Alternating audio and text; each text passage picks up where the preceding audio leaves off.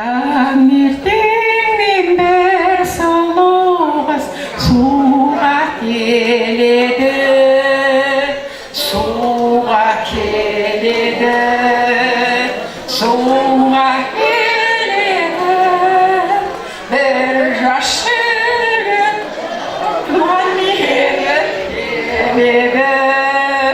еріп келеді, еріп келеді. Сұлу қыз сұл деген танысқым келеді сеніменен. Айтыңыз атыңыз кім болады, танысып көрмеген бұған қызбен. Ой, рахмет. Орамал тон болмайды, жол болады деп өзіңізге орамал апа. Келесі музыка. Кеттік. Келіңіз.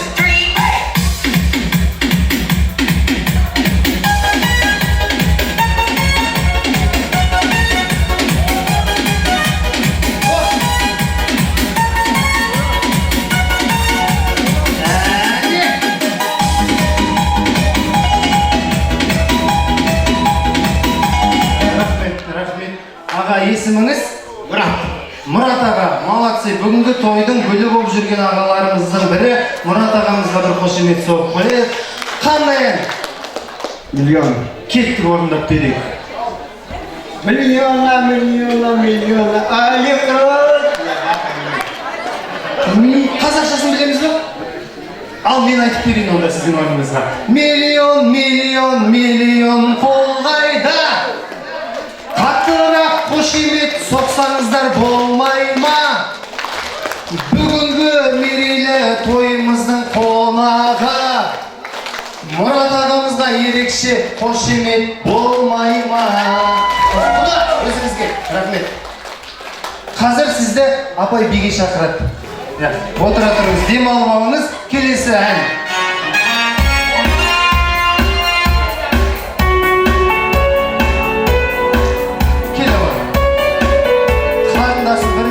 Көтерді.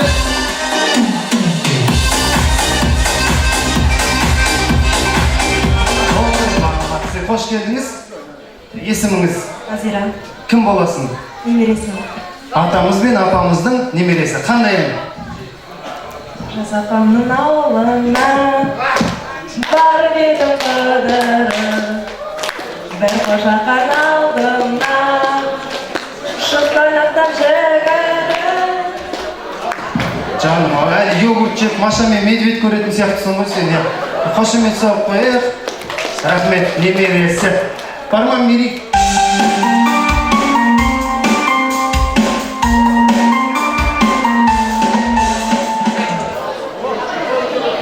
Шығамыз ба, апа, келіңіз тағы.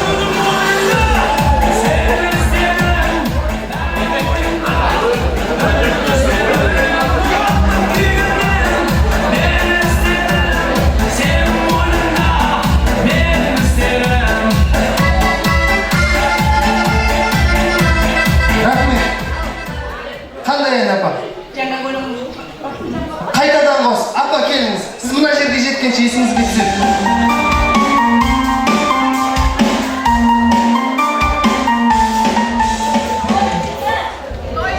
Той үстінде тәтті күндер, жас жұбайлар шат күніңдер. Ән салайық билейіп, шарықтасын шатты күндер.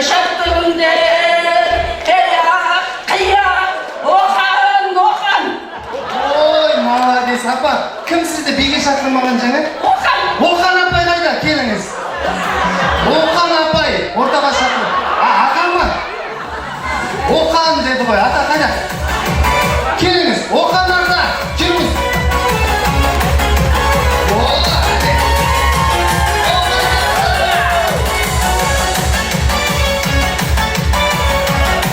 Стоп! Апам таяқ қыстай салды ғой Оқан ата шығып. Кеттің ал.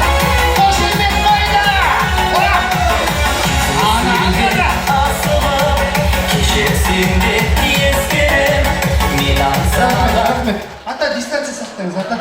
Неге тормоз ұстамай қалады екен атамда. Иә. Араға шықпен кетірек. Қош емек. Керек жоқ. Керек жоқ. Ал! Апа!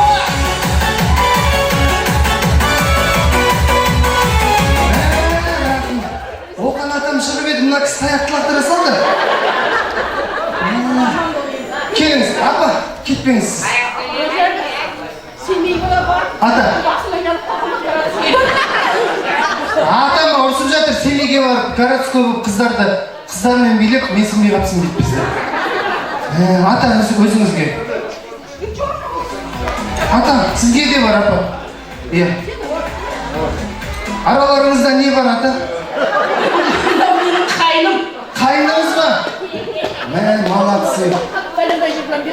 Bir konuda aylar şurada gelip yürüyüş yapılacağım.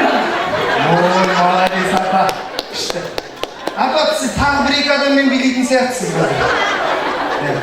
Билейміз ба, апа? Қайындарыңыздың бәрін шақырып алып, бір-бірден билеп шығыңызшы. Бар ма, Мери? Кеттік. Ал, мұқият тыңдайық.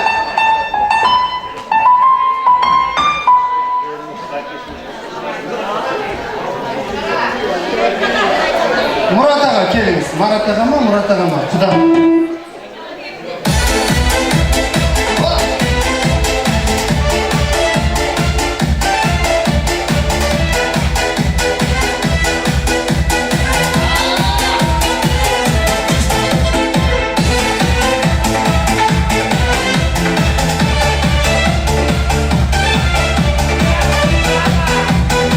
Рахмет, қандай ән? Шайқана? Айтамыз ба? Бұл кісі айтпайды, тек билейді бұл кісі. Мұрат аға, е? Ағаммен билейтін кім бар? Бас жүлдеге ақшалай сыйлығымыз бар. Келіңіздер. Кім? Охрана бар ма? Охрананы шақырыңыздар. Мұрат аға ғана қалсын.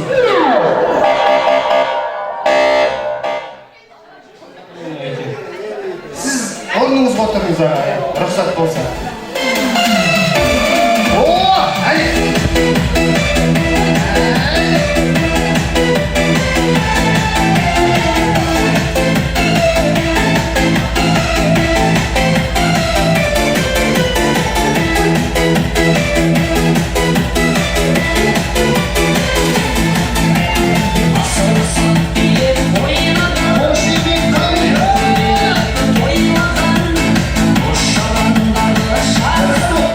Біреудің семьясына араласпаңыз дедім ғой аға. Қайда отырсыз? Жайғастырайық анаңызды. Сіз нақсының қайын бекесі. Ал кеттік. Бірінші орынға 10.000 теңге береміз. Кеттік.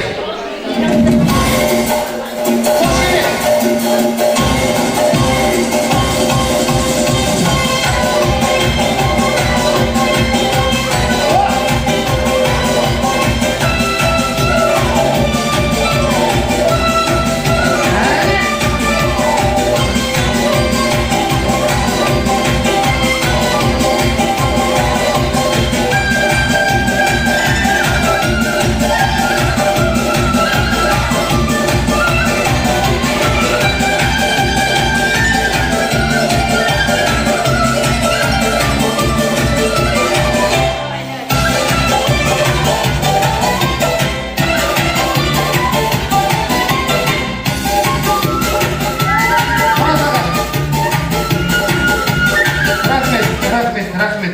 Міне, өзіңізге 5.000 теңге. Осы тойды көтеріп жүргеніңіз үшін аға. Қошемет соғып қояқ Мұрат ағамызға. Апай, сіз қалыңыз. Келіңіз. Жанбикенің қызымен билейтін кім бар? Келіңіз. Кім? Келіңіз. Есіміңіз? Оя. Оля? Ал кеттік. Оля мен Жанбикенің биі қалай болады екен? Қос.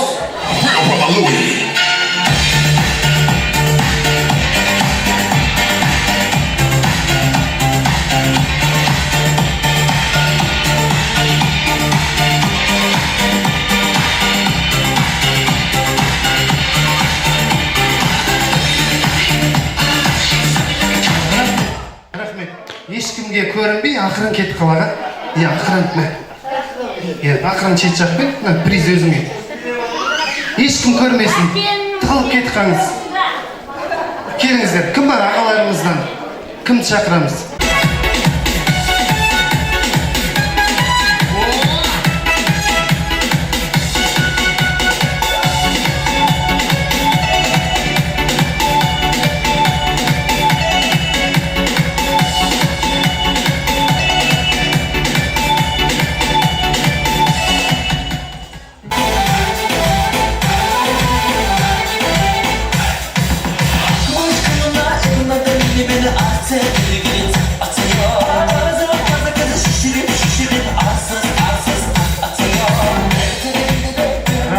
Тамаша, ассалаумағалейкум. Точно видимо мына кісі? Ал Марат аға келіңіз. Мына кісіні жеңсеңіз, 10 мың теңге алып кетесіз. Просто так. Қосқан ақшаның жартысын ақтап кетесіз. Былайша айтқандай. Ал кеттік.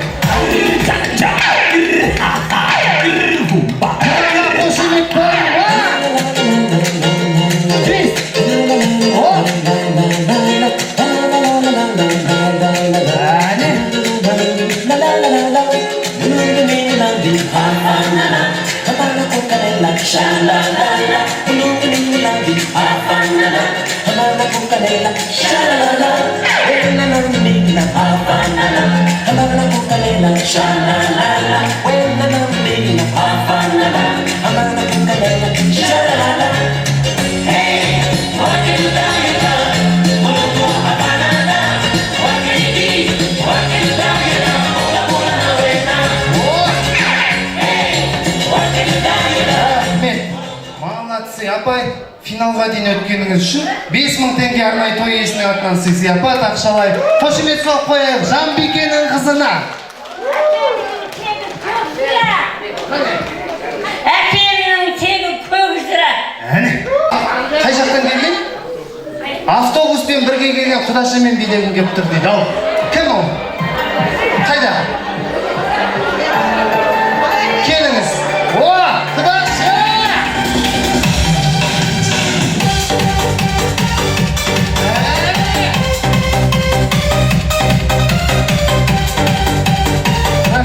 Рахмет, молодцы, қош келдіңіз. Келіңіз. Автобуспен бірге келдіңіздер, я? Таныстыңыздар ма жолда? Бәрекелді. Ау, Есімдерін білмеймін да, бұдан. есімдеріңізді әлі білмейді екен, сондықтан да есіміңіз? Риза. Риза ханым. Көрдіңіз ғой, өзі де өмірге риза болып жүр, атына зат сай. Біздің құдамыз Мұрат аға, я? Марат аға. Психологически дайын болыңыздар, мына жерде давлениесі бар, аталар, апалар болса шығып кетсеңіздер болады. Ойнап айтам, ал кеттік, құдашаның биіне. Куә болайық, тамашалайық, кеттік, ойнаға.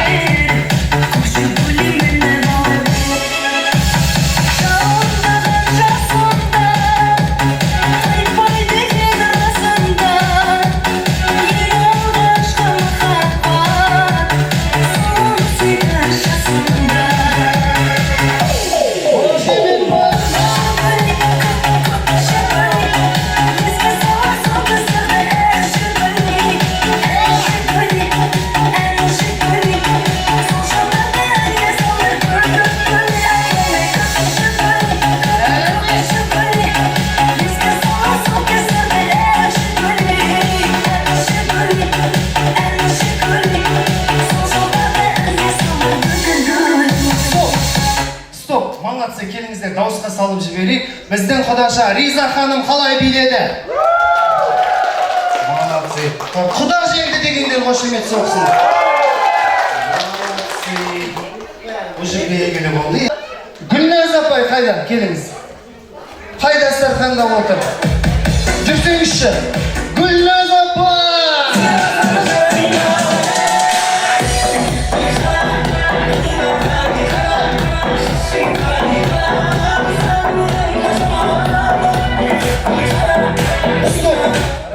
Апайым өтіп кетсін. Жоқ, құдамен билейді аға.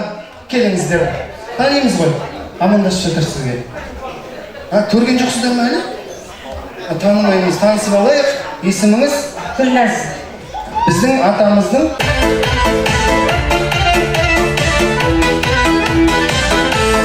Сіздің ауылда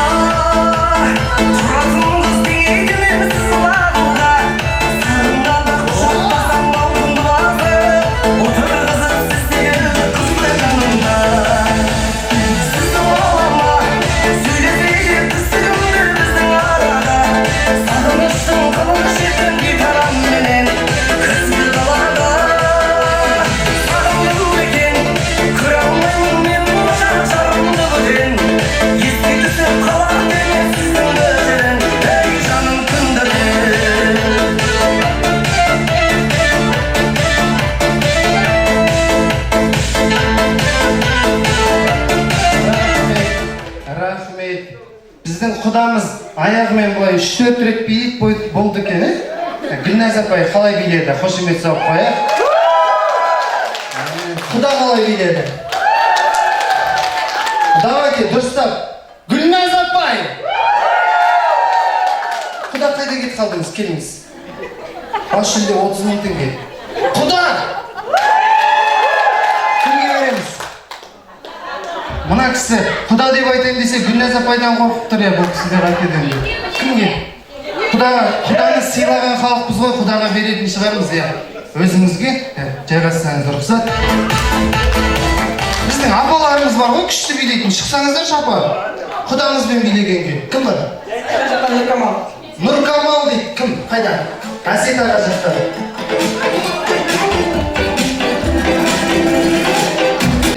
Қыздар, жеңгейлер, апайларымыз болса да болады. Орныңызға біреу жіберіңіз онда. Әне шығам деп отыр ғой. Жүріңізші апайым. Құда!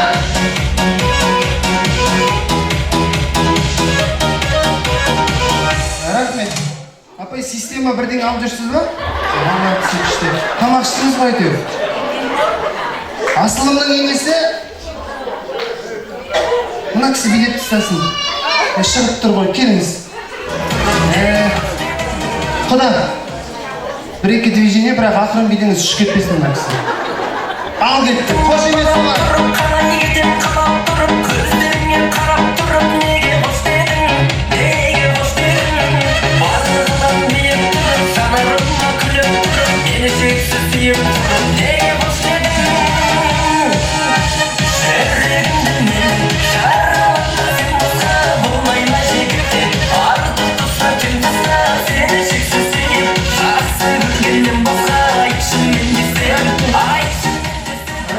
Рахмет.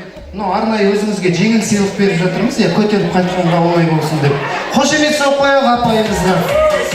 Кім? Әсеттің несі?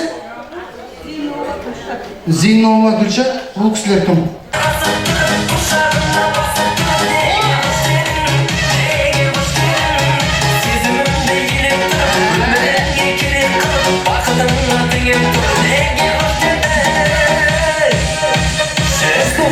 Ана кісіні байқадыңыз ба? Сізді ақыран зерттеп тұрады ғой сырттан. Келе жатқан қарсыласының бәрін осылай зерттеп алады бұл кісі. Кім есіміңіз? Гүлшат. Гүлшат апайымыз, Қай жақтан келіп отырсыз? Құдағи. Сіз? Құда мен құдағидың биін тамашалайық. Бас жүлдеге 30 000 теңге той иесінің атынан. Ал ортаға шығайық.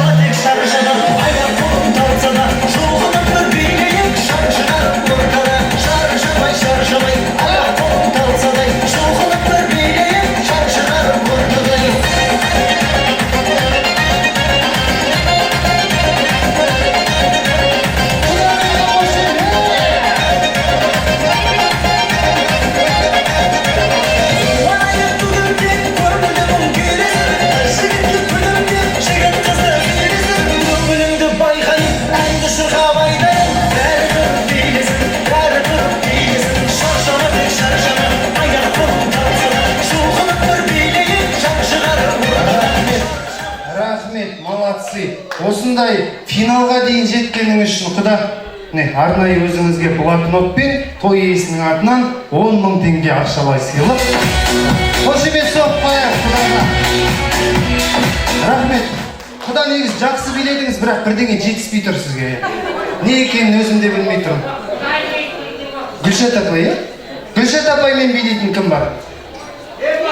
Кім? Зейноллаға жүріңіз. Құда, Зейнолла құда.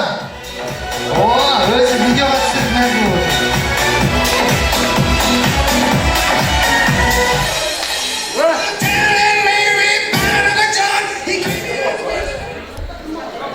Қандай музыка керек?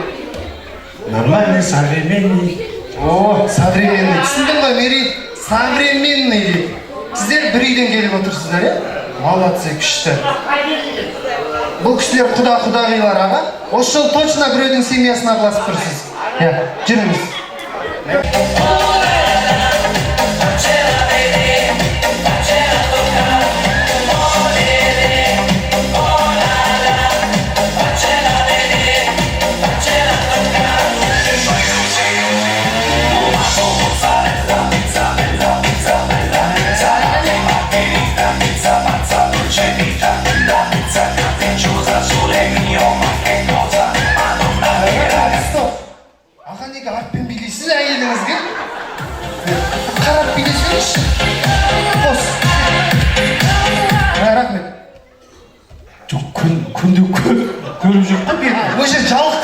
Все, теріс қарап билейді уже. Қос, давай.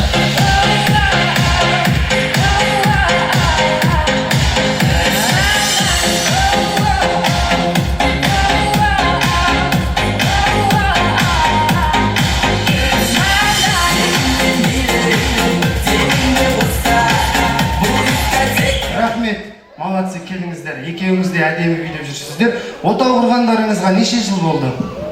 33 жыл. 33 жыл. Рас па? Иә. Молодцы, аға. Сіздерге осы біздің атамыз бен апамыздың жасын, жақсылығын, жолын берсін, алтын тойға жетіңіздер. Қалай еркелетеміз жеңгемізді? Мамасы. Мамасы. Сіз? Папасы. Папасы. Сіз мамасына осы уақытқа дейін 33 жыл бір шаңырақтың астында менімен бірге тұрып, шыдап келгенің үшін рахмет деп, өз фантазияңызбен алғысыңызды айтып, бетінен сүйіп қойыңыз. Халықтың алдында ортаға шығайық. Бас жүлде иегері болып отырсыздар, сондықтан да бір әдемі естелікпен бітсін деп тұрмыз осы биіміз. Ал Мамасы. халыққа қарап тұрайықшы, келіңіздер. О, сіз өзі артпен ғана келеді екенсіз. Келіңіз. О, қырыңызбен, бір-бірлеріңізге қараймыз. Бір-бірлеріңізге. О, әне, романтика енді басталды. Мамасы осынша жыл менің ашуыма, қуанышыма, ыстық суықты бірге бөлісіп жүргенім үшін. Көп рахмет, жан. Көзіне қара, аға, көзіне қара, бай. Көзіне қарай алмай қапты өзі. Молодцы. Қошемет соғып қойып. Арнайы өздеріңізге. О, жүрек көрсетіп жатыр, ағам романтик. Той иесінің атынан 20 000 теңге екеуіңіз бөліп алыңыздар. Сосын сый сияқты.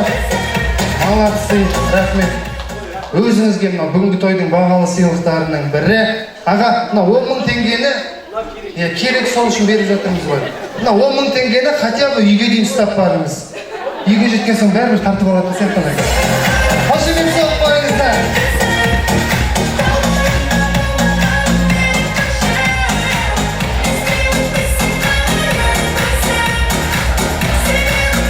Рахмет.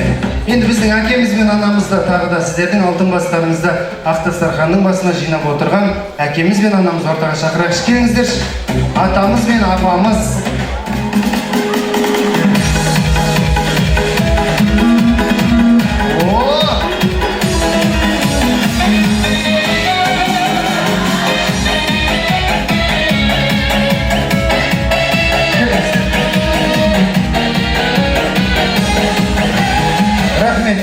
Сіздер сияқты отау құрғандарына 50 жыл болған, немесе одан да төмен 40 жыл, 30 жыл, 20 жыл, 10 жыл болған жұптарды болса ортаға шақырайықшы, кім бар?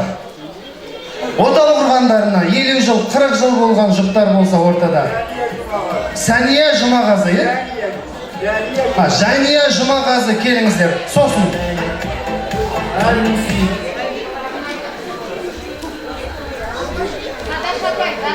Задаш апай. Марат ағамызбен. Келіңіздер. Тағы.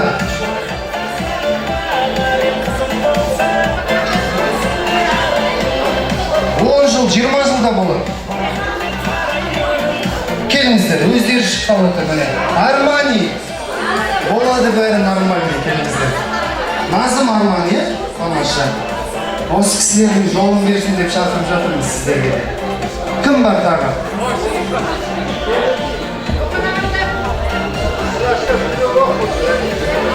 Жалғыз алып тұрма кластас?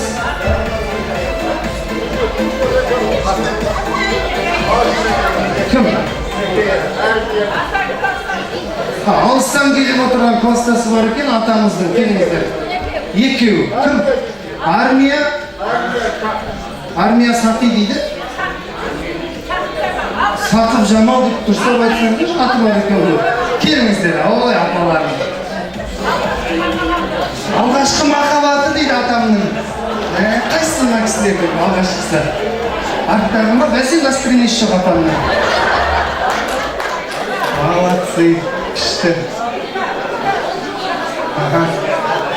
Тағы кім бар? 20 жыл болған шаңырақ көтергендеріне, 30 жыл болған жұптар. Жүріңіздер, апа, ата. Болат жүрмек. Гаухар апай. Раушан апай дейді. Қайда? Жүріңіз, Раушан апай. Жүріңіз. Ағам деп шығыңыз ортаға. Кім? Әне арқасынан тұртты ғой болды.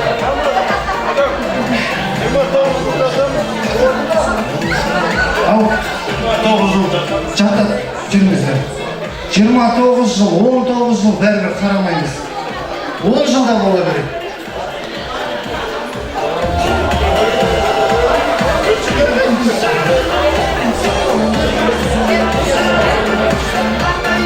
Оқан ағам мен Бағиза апайымды шақырғым келіп тұр. Оқан ата, жүріңіз. Апаммен бірге. О, жүріңіздер, жүріңіздер. Жүріңіз.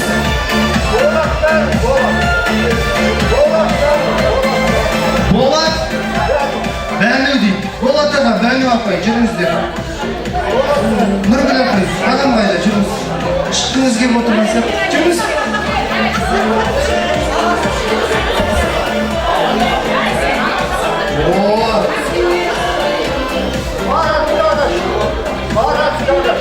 Марат.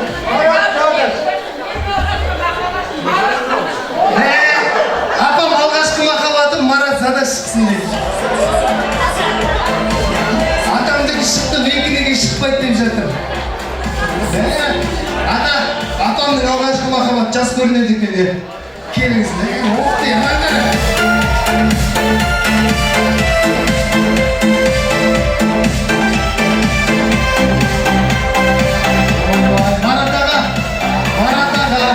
әйелін жаман қарап тұр.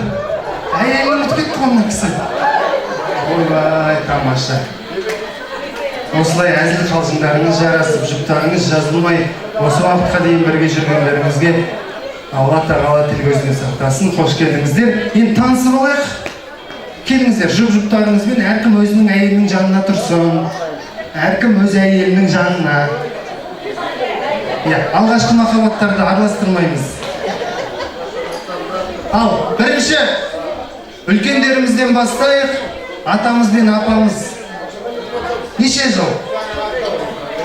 Шаңырақ құрғандарына 42 жыл толған екен атамыз бен апамызға. Қошемет соғып отырыңыздар. Марат аға, алғашқы махаббат апамның неше жыл? 45 жыл. О, жүріңіз аға. Сіздер 45 жыл бері қарайтыңыздар. Әрине, қалжың ғой бәрі. 45 жыл алдыға қарайды. Сіздерге 41 жыл, 42-ден кейін тұрыңыздар сіздер. Сіздерге неше жыл? 53 жыл! Жүріңіздерге. Ең бірінші тұру керек сіздер осыздар. 53 жыл бір шаңырақтың астында. Атам қалай шыдап жүрмді қояды атам. Сіздерге 51 жүріңіздер. 51-дің жанына тұра қалайық. Жастар жылжиды мына жақта, жүріңіздер. Сіздер 32 жыл. Сіздер примерно осы жаққа қарай. Апаммен.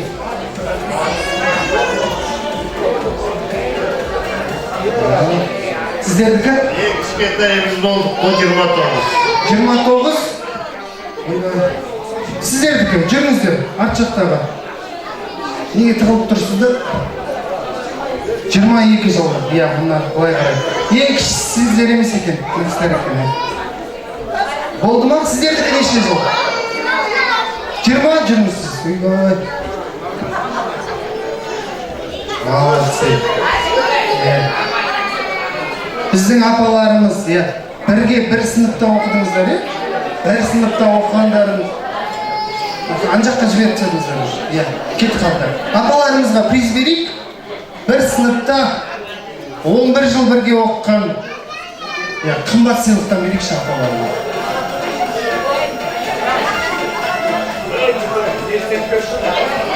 Рахмет. Қос апамызға сый сияпат. Апамызға бірдей сыйлық берейікші. Класстастарға бірдей сыйлық бар ма?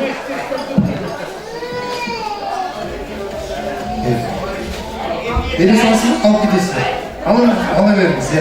Қошемет соғып апаларымызға дастархан басына шығарып қалайын. Рахмет. Алғашқы махаббатқа тағы бір сыйлық. Мұндай бердік қой. Атамның алғашқы махаббаты ғой. Апа.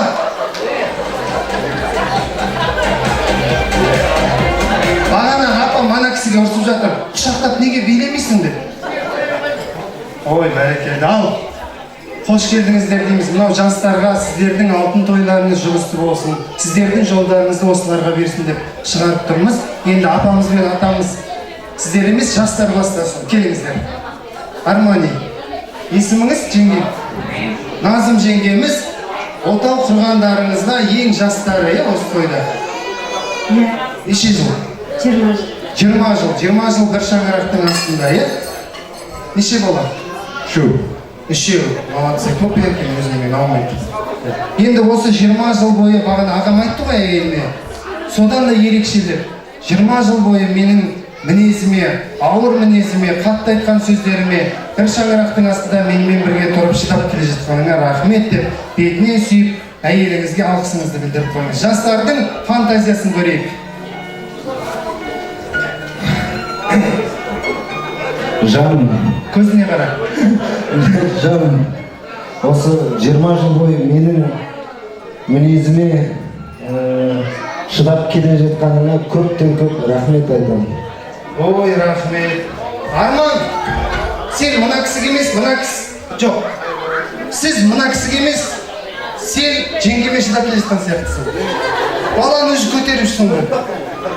Сен, қошемет соғып қояйық, рахмет. Сияпат, 19 жыл, 19 жылға. Бұйырса 20 деп округлять ете салайық. Рахмет, үйге барып атсасыңдар екеуі. Қошемет соғып қояйық.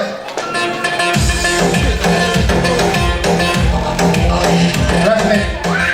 Міне, атам мен апамнан үйреніңдер. Мастер-класс көрсетейікші апа, жүріңіздер. Ата, жастарға, романтика деген осы кісілерде ғой. Телефон жоқ. Ал ата, апама қарап тұрыңыз. Апама қараңыз. Ортаға қарай, ата. Жолын жауып түсіңіз. Шаңырақ көтергендеріңізге неше жыл? 53 жыл. 53 жыл. Тамаша. Қошемет соғу керек шығар. 53 жыл. Керемет. Кім деп еркелетеміз апаны?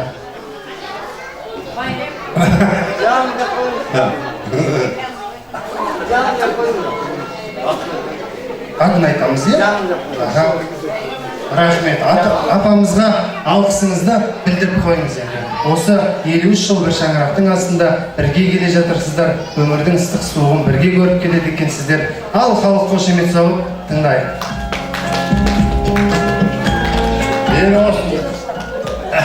Енді осындай дәрежеге, осындай бала шағама қамқоршы болғанға көп-көп рахмет. Ағайын туыстың ортасында. Аман есен осы жылды да көрдік екен. Бұдан да жақсы бола берсін. Әмин, айтқаныңыз келсін. Қошемет соғып қояйық. Апам мен атама сияпаты болса табыстап қояйық. Ой, бәрекелді, рахмет. Сіздердің жолдарыңызды барша осындағы жастарға берсін. Атам көтеріп барсын, сіз еркелеңіз біраз. Ата. Атам ұстамайын дейді. Молодцы, апа. Ұста беріңіз. Қошемет соғып қояйық. Рахмет. Аталар, мықты қазіргі жастар сумкаларын көтеріп жүре берейік жандарында. Келіңіздер. Біздікі 51 жыл, ата? Келіңіздер, ортаға шығайық. Жан-жарыңызға алғысыңызды білдіріп қойыңыз. Кім деп еркелетеміз? Сонда біз әке берін, аңғыр айтсын. Осы кісілердің арқасында осындай жасқа жетіп отырсыздар ғой. Әрбір мықты ер азаматтың артында кім тұрады дейді? Коллектив деп жүрмесін ағам. Ақылды әйел тұрады екен. Сондықтан да жан-жарыңызға үйленгелі бері осы айтпаған сияқтысыз аға сізге қарасам. Айтамыз ба? Айтайық. Мерейдің апасы, жаным, күнім. Осы уақытқа жеткізгеніңе көп-көп рахмет. Ой, бәрекелді, тамаша. Қошемет соғайық апама, атама. Рахмет. Кім ұстайды сіздерде? О, бітті бастырасыз. Көзбен. Қошемет соғып қояйық. Сіздердің жолдарыңызды берсін бізге. Келіңіздер.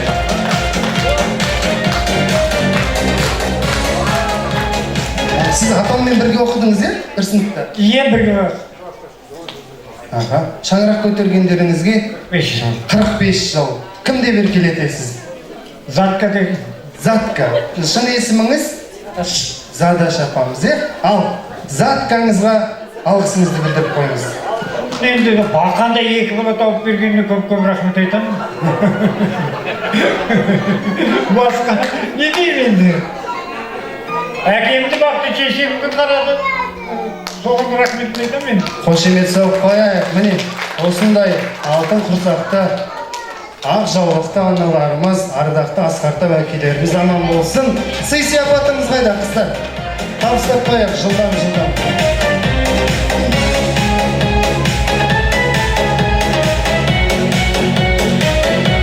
Рахмет. Сіздерде кім ұстайды? Кім ұстайды? Біраздан кейін ұстатып қоятын сияқтысың. Қошемет соғайық. Ой, атам мен апам, келіңіздер. Сіздерге апа, неше жыл? 42 жыл. 42 жыл, бір шаңырақтың астында. Жас көрмейсіздер. Кім деп еркелетеміз? Жаным деп еркелетем. Әне, қошемет соғайық. Ал, жаныңызға алғысыңызды білдірейік. Жаным Айымгүл, 5 баланың анасын тәрбиелеп өсіргеніңе маңда бір рахмет, өмір бақи жаста кәрбиелетпеспін. Ой, бәрекелді. Қошемет соғып қойыңыздар. Рахмет. Апа, күнде естіп жүрсіз осындай сөздерді? Бірінші, үйленгеннен кейін енді естіп тұрған сияқтысыз сізде. Қопалшық қалдыңыз ғой. Бәсе, қошемет соғып қойыңыздар. Рахмет, ата. Жайғассаңыздар, рұқсат. Келіңіздер. Мына кісі романтик сияқты былай қарасаң. Иә, неше түрлі айтатын сияқтысыз.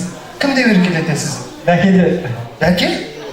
Есімі Бану апамыз, е? Ал, бәкеңізге алғысыңызды білдіріңіз.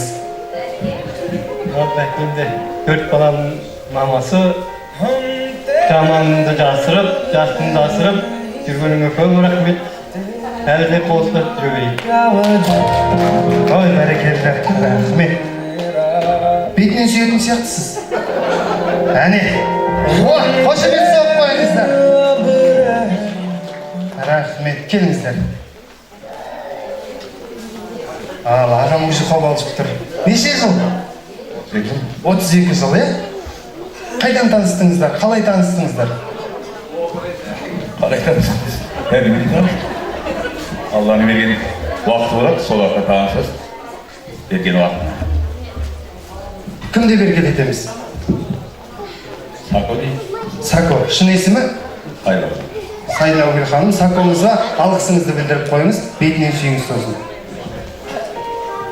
Сако, 4 баламның аманет етеді. Маған емес, әйеліңізге. 4 баламның аманет етеді. Өзілді естігеніңе онда бір рахмет. 90-да шешем бар, шешеме қарап отыр. 92 жасында шешем. Соған қарап отыр, әлі күнге дейін. Екі көзі көрмейді. Көрмесе де жетектеп алып шығып осы жолдасының арқасы. Мыңда бір рахмет, осындай өмірге әкеп, тәрбиелеп бала шағамды бәлембай немере шөбере сүйіп жатырмыз. Алла бәрімізге ғұмыр берсін. Ой, бәрекелді, бетінен сүйіп қойыңыз. Ай, тамаша, керемет. Мінекей, нағыз қазақтың келіндері деген атқа лайық жеңгелерімізге қошемет соғып қойыңыздар. Рахмет, үйдегі қарт анамызды бағып отыр екен, тамаша. Келіңіздер, тағы кім бар? Неше жыл? О, 29 келіңдер. Апайыңыз кім деп еркелетеміз? Негізгі аты Нұргүл, бірақ нөміршім алтыным дейді. Алтыныңызға алғыс білдіріңіз. Алғыс білдірейік, алтыным міне отау құрғалы 29 жыл болдық. 7 баланың анасы, 7 баланы тауып берді. Жетеудің үшеуі кішкентай қазір. бар қалғаны өсті. Екеуміз міне бірігіп, осы алтынның арқасы өсіріп жатырмыз бала-шағаны. Адамның байлығы бала-шаға дейді ғой. Адамның байлығы бала-шаға болса, менің жанымның арқасында жүрміз. Алтынның. Яғни не дейін басқа? Бетінен сүйін жесе бұл жерде байланбай қайнатам мен қайнапам отыр, сүй алмаймын.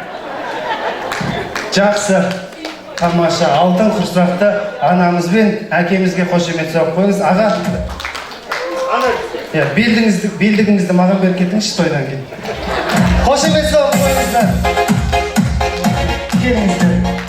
Тамаша. Ең жасы сіздер болып тұрсыздар ма сонда? Неше жыл?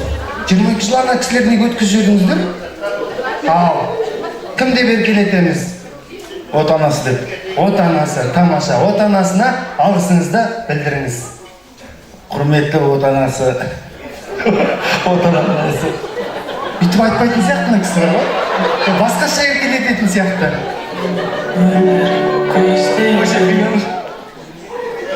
Рахмет. Жаманын жасырып, жақсымды асырғанда. 5 баламның анасы. Тамаша, апайым өз сөзін үйретіп тұр мына кісіге. Қошемет соғып қойыңыздар. Тамаша.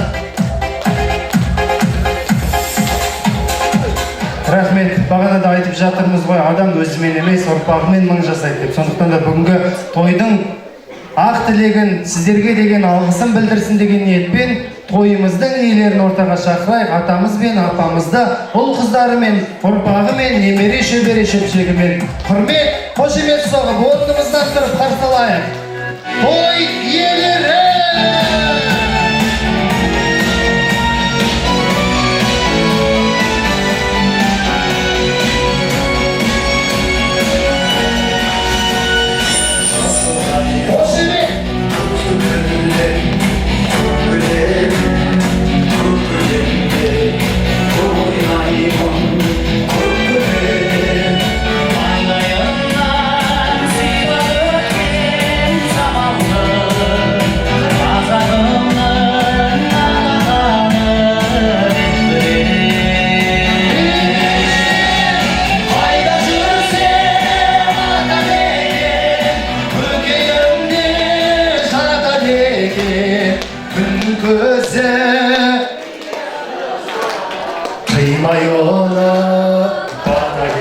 Ай, бәрекелді, рахмет. Мына қошеметтің барлығы өздеріңізге. Жайғастыңыздар рұқсат. Ал жиналған ағайын, туған туысқандарға, дос-жарандарға деген алғыстарыңызды білдірсеңіздер рұқсат. Кім бастайды микрофонды, кімге берейді? Атам мен апам қорытындылап бересіздер ең соңында. Ол қыздарыңыз, немерелеріңіз сөйлесін деп тұрмыз. Кімнің жасы үлкен?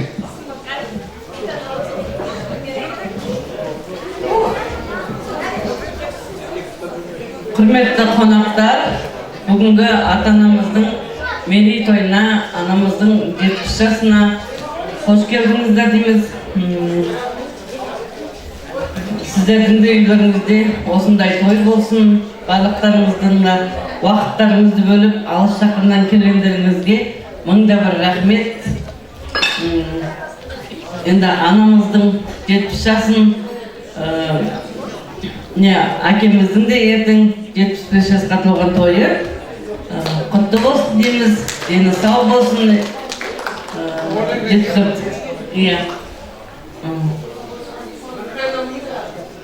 Алтын той деп отырмыз. Осы алтын тойларымыз құтты болсын, ана әке. Біз сіздермен мақтанамыз. Тек қана жақсылық тілейміз сіздерге.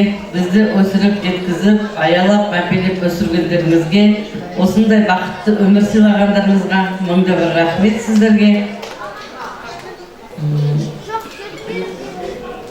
Барлықтарыңызға тек жақсылық тілеймін. Сыйлап келгендеріңізге мыңда бір рахмет. Той тойға аласын.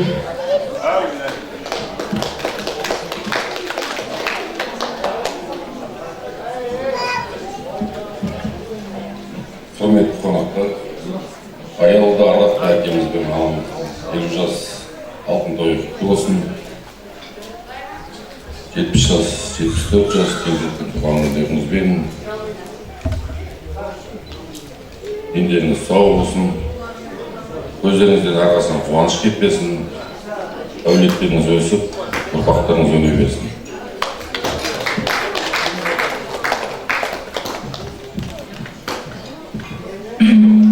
Асыл анам, ардақты әкем, мына бүгінгі отау құрғандарыңызға 50 жыл болып жатыр. Осы алтын тоймен құттықтаймын. Жанын ашым, әрқашанда екеулеріңіз бар жақсысын осы баласына деп арнаған. Сіздерге тек қана бар жақсылықты тілеймін.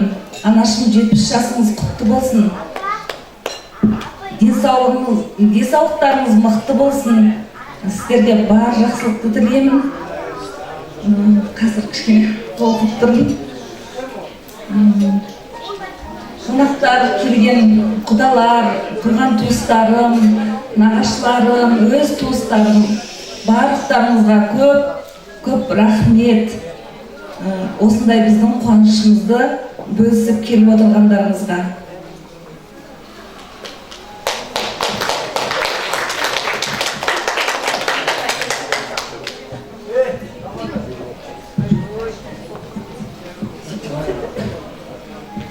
Құрметті тойшы қауым, бүгінгі мына біздің әке шешеміздің алтын тойына қош келдіңіздер. Анамның күнінде бүгін 70 жасы, 70 жасыңыз құтты болсын. Бала-шағаңыздың, немерелеріңіздің қызығын көріп отырыңызға жүре беріңіздер. Жастарыңыз жүзге келсін, үйден қуаныш кетпес үйлеріңізден. Дендеріңіз сау болсын, бастарыңыз аман болсын. Осындай жақсы қуанышты тойларда кезіңізді Алла нәсіп етсе, барша тойға жиналған қауымымыздың қуанышты бөлісіп келгеніңізге көп рахмет. Сіздерде де осындай жақсы қуаныштар бола берсін.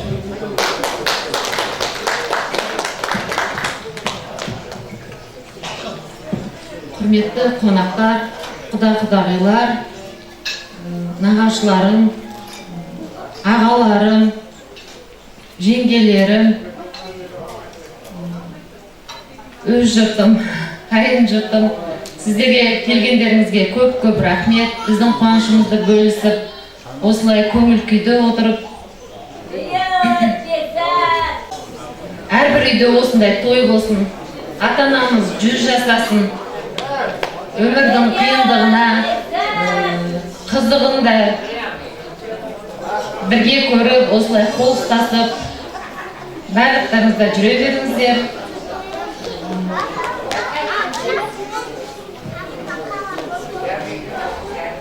Сол барлық үйде қуаныш болсын.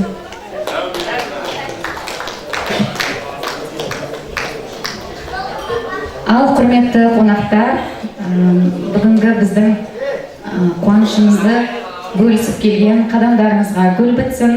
Біздің әкеміз бен анамызды сыйлап, құрметтеп келгендеріңізге үлкен алғыс айтамыз. Ал папа, мама, мерейлі жастарым құтты болсын. Алтын тойларың құтты болсын. Ең бастысы, дендерің сау болып, төрт көзіміз түгел болып, немере шөберелерінің барлығының қызығын көріп, біздің тек жақсылығымызға куә болып жүре беріңдер. Мінсіз адам болмайды дейді ғой, бірақ ата-ана өзінің перзенті үшін қашанда кіршіксіз, сондай мінсіз деп есептеймін. Біздің әкеміз өте адал, сабырлы, салмақты мінезімен айналасына үлгі болса, анашымыз ашық жарқын мінезімен және де ешқашан басынан түспеген ақ жаулығымен барша нәзік жандыларға үлгі болып отыр деп есептеймін. Баршаларыңыздың үйлеріңізде тек қана той болсын, тек қана жақсылықта жүздесе берейік. Осы сәтті пайдаланып мен өзімнің алдымдағы аға әпкелеріме де үлкен алғысымды айтамын. Осы кісілер маған әбден еңбегі сіңген, өз миссияларын орындаған жандар деп есептеймін. Біреуі әрі бері өтсе, біреуінің мойнына отырып еркелеп өстім деген сияқты. Барлықтарыңызға рахмет.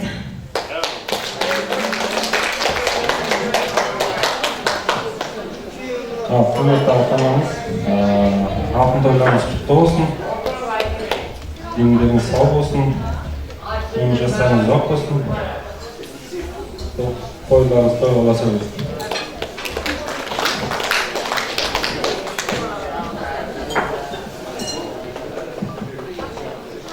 Ассалаумағалейкум, құрметті біздің қадірменді қонақтар. Алыс жақындай келдіңіздер. Рахмет сіздерге келген күнімізге құтты. Бүгін қуанышты той. Жақсы. Біздің әке-шешеміздің шешеміз 70 жасымен отандастарына 50 жас. Соның 30 келгеніңізге көп рахмет дейміз. Барлықтарыңыз жақсы деймін. Рахмет сіздердің келгеніңіздерге осы тойға. Әлі де кетпеңіздер, отырыңыздар. Тойға елейміз жастар. Рахмет сіздердің келгеніңіздерге.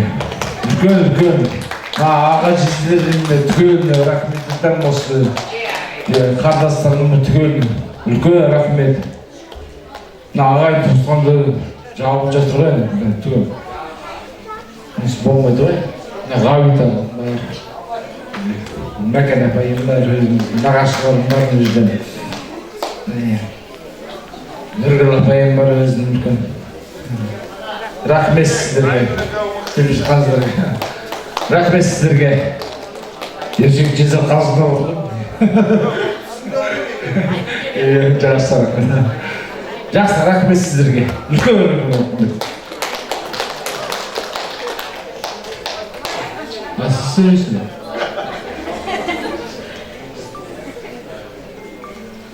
Ал тойға жиналған тойшыл қауым, біздің бүгінгі тойымызға қош келдіңіздер, қадамдарыңызға гүл бітсін. Алыс жақыннан сыйлап келіп жатқан қонақтарға мың алғыс. Тек қана жақсылықта жүздесуді нәсіп етсін. Осындай тойымыз, жақсылығымыз арта берсін. Бірлігіміз ынтымақта болайық, бірлікте болайық. Бүгінгі анамыз бен атамыздың, әкеміздің, біздің мерейлі 70 жасы, отау құрбандарына 52 жыл. Және де папам өзі қуанып жүр. Сыныптастармен кездесем деп 55 жыл дейді. Қарап отырсаң, жан-жағынан алсаң да мерейлі дата екен. Соны айтам, мерейлеріңіз әрқашан үстем болсын. Әрқашан осы балаларыңыздың, немерелеріңіздің, шөберелеріңіздің ыстық ықыласына бөленіп, қамқорлығынан әрдайым жақсылығын ғана көріп, мақтанышын ғана көріп жүре беріңіздер. Сіздердің аттарыңызды шығарып, осы Ақсуатта осындай отау бар деп, біз де Қарашаңырақта отырмыз міне. Мына немерелеріңіз тек қана жақсылықтан көрінсін, биіктерден көрінсін, ең бастысы дендеріңіз сау болсын. Әрбір үйде осындай той болсын.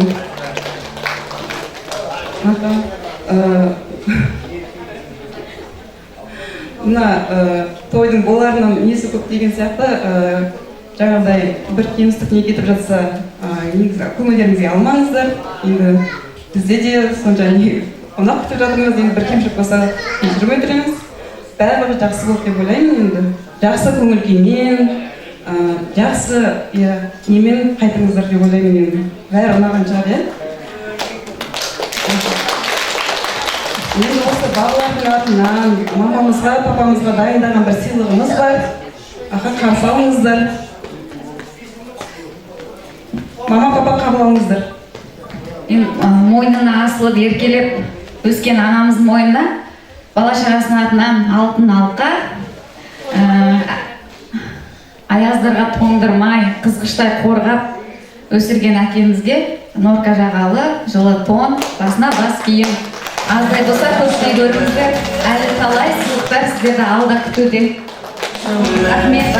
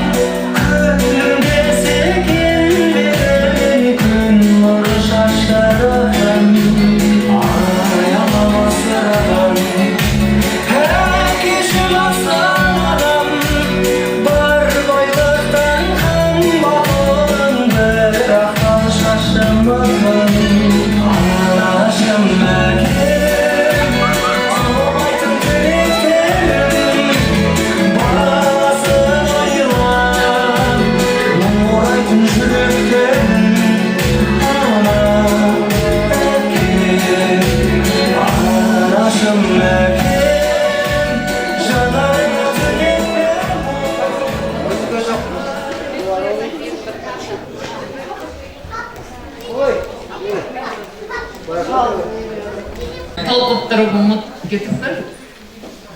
Бізді әрқашанда үйге келгенде қыз деген төрде отырады деп, төрге шығарып, әрқашанда осы бізді күтіп, әрқашан төрде отырғызатын осы Айгүл жеңгемізге, жалғыз жеңгем, мың алғыс айтамын Айгүл жеңгемізге.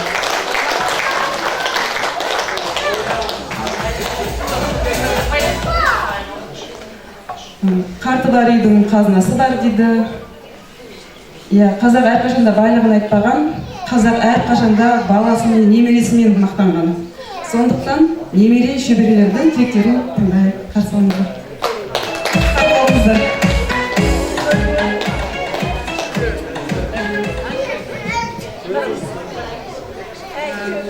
Апа, ата, мерейтойларыңыз құтты болсын.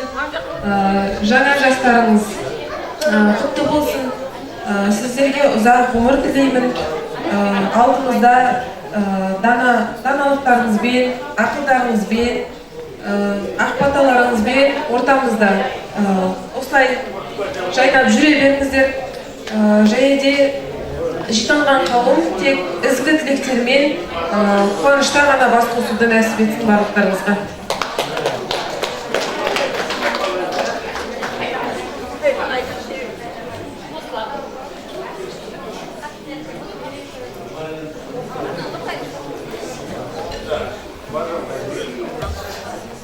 Ата, апа, мерейтойларыңыз құтты болсын. Сіздерге ұзақ ғұмыр, зор денсаулық, шаттық пен қуаныш тілеймін. Әрқашан немере шөберелеріңіздің қасында күліп ойнап, қуаныш пен шаттықта жүре беріңіздер.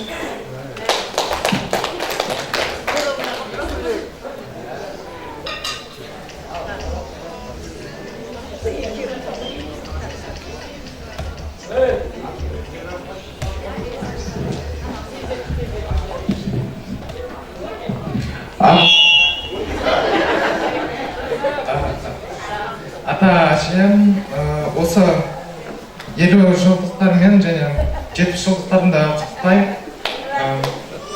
Осы бүкіл туысқандарымыз келген үшін үлкен рахмет айтамын. Және осы атам мен әжем кішкентай кезімнен бері өсіріп, және мен ата-анаммен қуанышпен күліп жүрген үшін үлкен рахмет айтамын. Және жастары 100-ге жетсін, бүкілдеріне рахмет айтамын.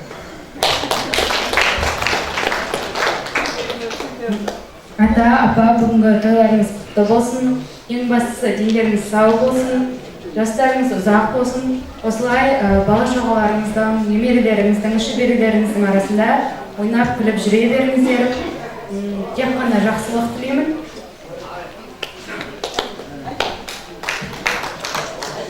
Әже, ата, туғаныңыз құтты болсын. Ауырмай бірге жүріңіз.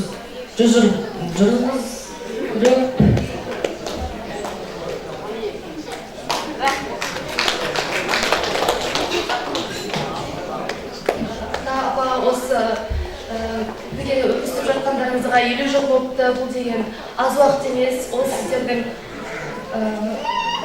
ұзақ ғұмырларыңызды, бірге өткен ұзын хикаяларыңыздың нәтижесі биік шана деп білеміз. Сіздердің өміріңіз осы барша ұрпақтарыңызға үлкен өнеге, үлгі болады. Сондықтан осы сіздердің қуаныштарыңызды бөлісуге келген барша туыстарыңыздың арасында осылай ұзақ уақыт бойы гүлдеп жайнап жүре беріңіздер. Сіздерге тек қана бақыт, денсаулық тілеймін. Ата, апа, тойларыңыз құтты болсын. Сіздерге барлық жақсылық тілеймін. Атаң мен апаларыңның мойындары ауырып қалып, келіңдер. Бері қарай шығып жүріңіздер. Жоқ, отыра беріңіздер. Келе бер. Айта бер. Аспанда қанша жолды көрсе онша айтылды.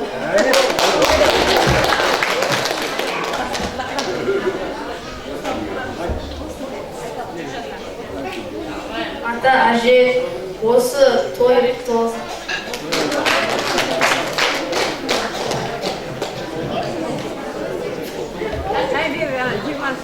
Барлығы сөйледі ма? Ал атамыз бен апамыз қорытындылап берсін, микрофонды ұсынайық. Отыра беріңіздер.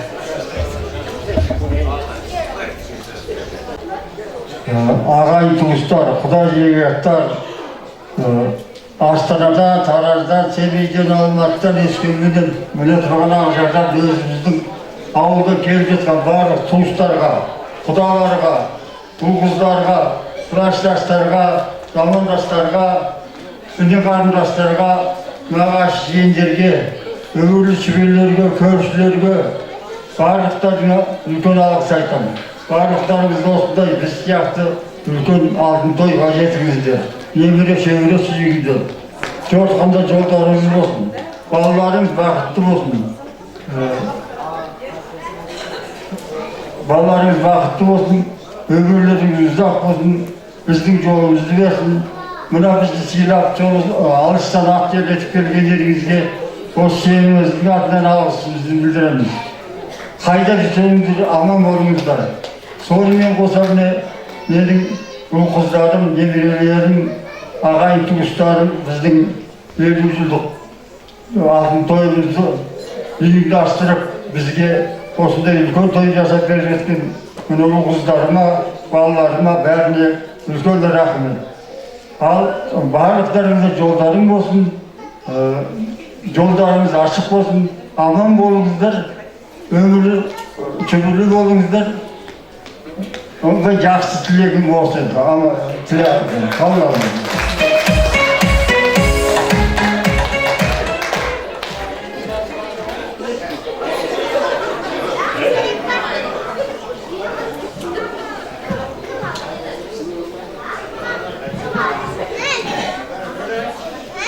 Мен осы отағасының сөзіне қосыламын. Құрметті туыстар, алыстан келген құдаларым, Алматы, Семей, Қарасу, Өскемен, қайындарым, Ақсуат, Көкжайда, көршілерім, барлығыңызға көп рахмет келгендеріңізге. Аман есен ел жұрттарыңызға жетіп, осындай қызықты бас қосайық. Мына балаларыма, немерелеріме, шөберелеріме мыңдап рахмет алғыс айтамын. Өгей анамыз, ақшамид айранамыз, өгей әнеміз алмай, жараспайды сәніміз, баламыздың бағымыз, баламыздың сәніміз, балысы пен алдағаны, аман есен Жетіңіздер, құдалар, алыстан келген. Арыстарыңыздар, үйлеріңізге аман. Асықпай отырыңыздар, шай тамақ ішіп. Рахмет. Есеке суретке түсіп алайық. Себебі ананың табанының астында жұмақтың кілті бар дейді. Қайыпназар Шотбасов дейтін ақын ұлдарыңыз дүние дүрмек дейтін кітабында былай деген екен. Жанарынан нұр шуақ шашыраған, жақсылыққа жаны шын ғашық адам. Ақ сүт беріп аялап асыраған асыл адам, өзіңсің асыл анам, болмасын деп балаңды жасық адам, өсірдің ғой бауырыңа басып анам, игіліктің барлығын сыйлағансың, иіледі алдыңда басым әмән. Өзенінде өмірдің асық ағам, аяғыма білмей отбасы балам, мұңайғанда мұң шағатын сен болмасаң, мойнына мен кімнің асыл алам. Жасымаған, орынсыз тасымаған, өте алмайды өзіңнен асып адам, өмірдегі ерекше асыл адам, асыл анам, жасай берші, ғасыр аман деп анамызға құрмет, қошемет соғып қояйық. Сонымен қатар біздің әкелеріміздің де орны ерекше, осы ұл қыздарымыз қатарынан кем болмасын, ішсін, кисін деп, аяқ қолы қанша жұмыстан шаршаса да еңбек етіп жүрген адал еңбекпен, маңдай тердің дәмін татып жүрген адал еңбекпен еңбек етіп ұл қыздарын асырап жүрген, қатарынан кем қылмай өсірген әкелеріміздің де орны ерекше, әкелеріміздің де еңбегі кейде бағаланбай жатады. Мынау Қайнар Алагөзов дейтін ұлдарыңыз айтады: әкем менің әміршім әулетімде, тұлғасын көретінмін тау ретінде. Арманыңа асықпай жету үшін тау тұрғаны жақсы ғой жау бетінде дейді. Құрметті әке ана, осы ұлдарыңыздың, қыздарыңыздың, немере шөберелеріңіздің тағы да қызық қуанышын көріңіздер. Тойларыңыз тек тойға ұласын, тек шаңырақтарыңызда жақсылық болсын. Қуанып келсе 10 кісі, келесі тойдың белгісі. Бұл үйге күллі жақсының, келсінде тұрсын келгісі. Бәйтерек бекен гүл мекен, ол мекен әлде қыз бекен. Шілдехананың сүйікті шаңырағы болсын бұл мекен. Көргенде көңіл босаған, болғайда туыс, дос аман, бықсыған аяқ киімнен босамай жатсын босаған дегім келеді сіздерге. Тойларыңыз тойға ұласын.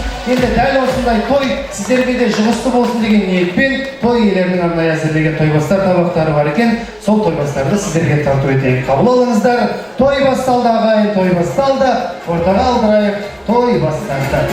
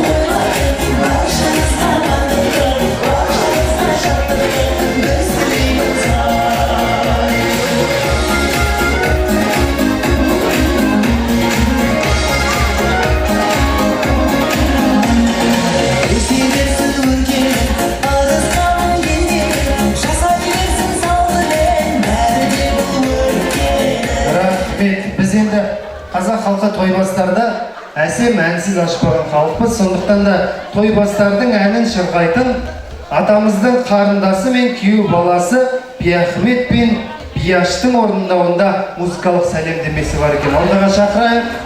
Қайда Биахмет? Тойларыңыз құтты болсын. Дендеріңіз сау болсын. Бағанадан енді осы бір ән айтып берші деп айыбыңыздан келіп отырмыз енді. Биахмет ағам, Бияш апай, сол кісілердің ұлдары боламын енді. Бағана үйде өн айтып жатсақ, жердегі ағайын туыстарыңыз енді кешке тойда бір ауыз өлін айтып береді бауырым деп бәрі айтып жатыр енді. Бағана айтайық деп едік енді оған енді келмей жатыр. Енді кешірек айтып жатсақ, айыпқа бұйырмаңыздар, сол кісілердің атынан бір ән айтып берейік.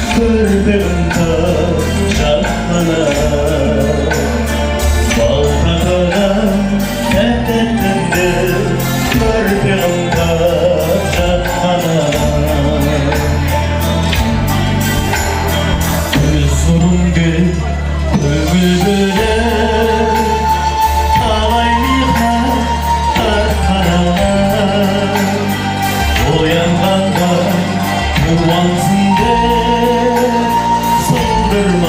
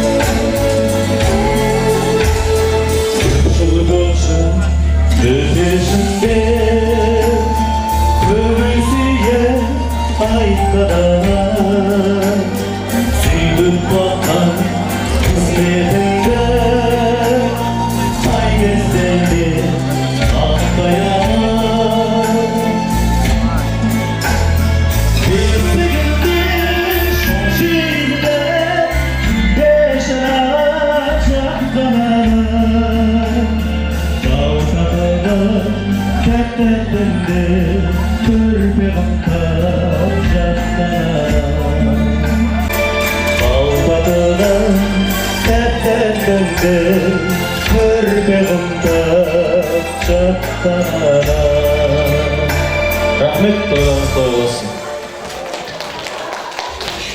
Ой, бәрекелді. Әкелеріміз бен аналарымыз барда, біз әрқашан баламыз, әдемі вальс билеген өздеріңізге алғыс білдіреміз. Дастархан басына жайғасып алыңыздар. Торқалы тойларыңыз әлі біткен жоқ, ортаға шығып билесеңіздер, ән салсаңыздар да рұқсат. Осы әдемі тойды, мерейлі мерекені естелікке суреткен ұлдарыңызбен таныстыра кетейік. Ринаттай ағамызға бір қошемет соғып қойыңыздар. Рахмет. Бүгінгі тойда әсем әнмен әрлеген, музыкасымен сәндеген мерейдей ұлдарыңызға және де Марат ағамызға ерекше қошемет соғып қойыңыздар. Және де сіздермен бірге болған мен Семейдің ұлы, Алланың құлы Ермек ұлдарыңыз. Маған да бір қошемет соғып қойыңыздар. Рахмет. Сіз десек, біз десек те қана осындай думанды кештерде әдемі мерей тойларда жүздесек, осындай той баршаларыңызға шығысты болсын. Әкеміздің бір ауыз сөзі бар екен, тыңдайық. Bir ağız sözüm olsun, müzikantarının da dürülmüş bol, sürüp yatkan ұлға барлықтарына көп рахмет. Алла жолдарыңды берсін, біздің жолымызды берсін. Осы сияқты үлкен той жүргізе беріңдер. Еңбектерің жемісті берелерің ішіне болды. Рахмет балалар. Семьяның атына рахмет айтамын. Өздеріңізге де көп рахмет. Сіз десейік, біз десейік те қана осындай тойда жүздесейік. Аман сау болыңыздар. Келесі кездескенше. Келіңіздер, ортаға шығып, баршаларыңызды би алаңына шақырамыз, билеңіздер, қайтам дегендер болса, өздеріңіз біліңіздер. Әкімшілік қуып шықпаса, таңға дейін жүрсеңіздер, өздеріңіз біліңіздер. Қос мерей